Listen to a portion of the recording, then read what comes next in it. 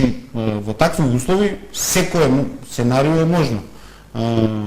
Мислам дека тоа што е составен дел на планот кој се развива во Европската Унија, тоа е како на банките кои се директно погодени да им се даде достап до заштитните фондови. Значи, тоа е предлог на, како што се моите информации, на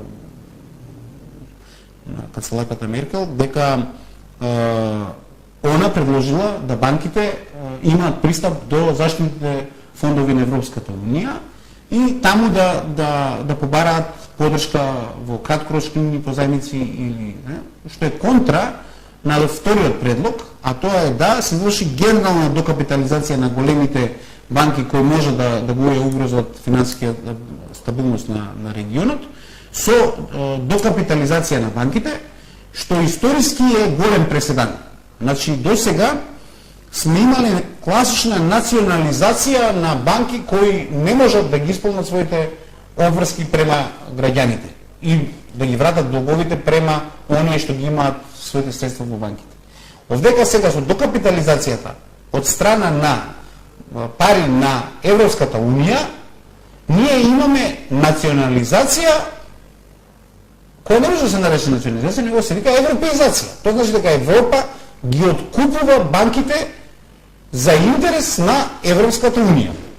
Прашањето е, кој е правниот легитимитет и субјективитет на тој што ќе ги откупи овие средства? Значи, веќе не говориме за краткорочна позајмица, онаква каква што председателот Обама ја даде на својата автомобилска индустрија кога беа тие во најголема криза. Затоа што тоа беше краткорочна позајмица со дефинирани правила на игра, со услови на враќање кои индустријата кога ќе се закрепи мора да ги врати.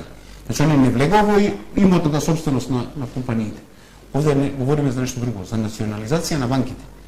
А ако национализирате банки, тогаш целава работа добива сосема друга димензија. Значи, за каква тогаш слобода на пазар говориме, за каква слобода на предприемаштво, за битка помеѓу во банкарскиот сектор, кој ќе ги дефинира правилата на игра, како банките ќе функционираат, како оние кај кои нема да биде интервенирано ќе го преживеат ударот на оние кои ќе добијат директни субвенции. Искрено да ви кажам, ова е многу сериозен како да кажам, проект кој треба да биде обработен до детали. Со многу непознати се уште. Мислам дека може да повлече Европа во уште поголема и по-недефинирана позиција. За крај едно прашање, дали сте евроскептик се уште? Искрено да ви кажам,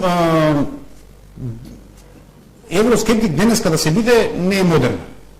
Значи беше модерно да се биде евроскептик во времето кога Европската Унија беше силна. Тогаш беше памет, мислам, предизвик да се каже дека Европската Унија нема перспектива. И параметрите, неколку пати сме ги разговарале, беа видливи во делот на недефинираните фундаменти на кои беше направена Европската Унија како субјект. Денеска веќе е и безпредметно да се биде евроскептик, заради тоа што и најголемите европодржувачи се скептични. Тогаш тоа е веќе, како да ви кажам, да сте партизан 48 година, тоа е непотребно. 42 било важно да се биде партизан. Она што мене ми се чини е дека сега веќе и германците се евроскептични.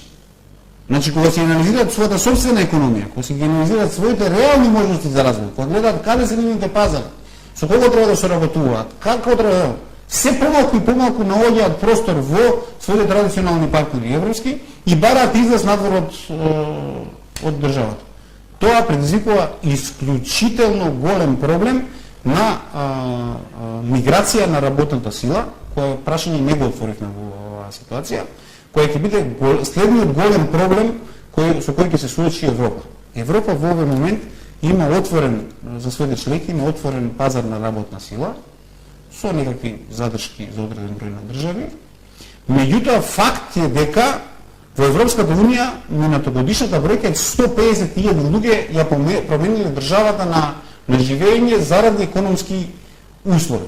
Значи бројката веќе станува значена, што не беше пракса во минатото.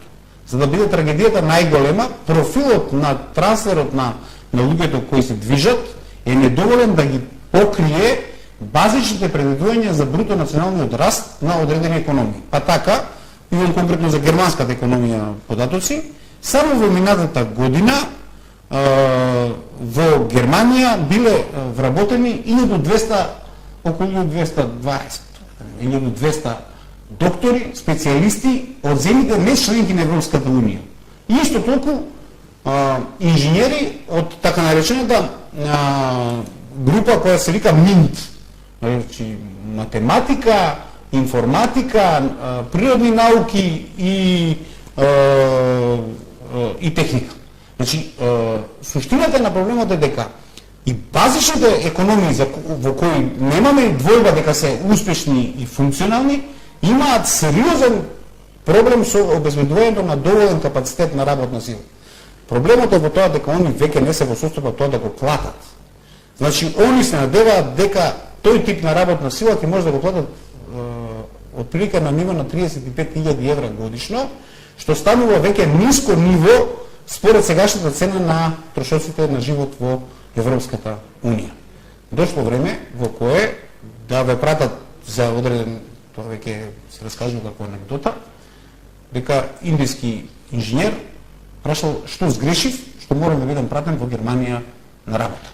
Значи, ако имавме порано масовна миграција на индиските експерти од Индија во Германија, сега имаме друг проблем.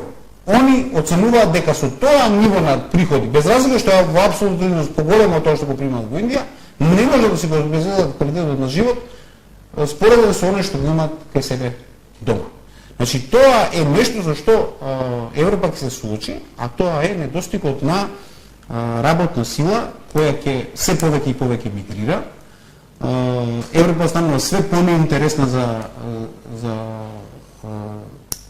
новодојденците, а Европа не сака да ги приме оние кои ги немаат своите потребни квалификации и квалитети за подобрување на нивната економија, па така да очекувам дека и Македонија ќе биде под силен удар на губиток на работна сила, особено на најквалификуваната, така да тоа е уште еден од оние предизвици на кои ние треба да одговориме. Како мала економија, понатамошниот brain drain или губиток на македонски потенцијал би може да биде погубен додатно за нашата економија. Ви благодарам за разговорот. Благодарам на вас.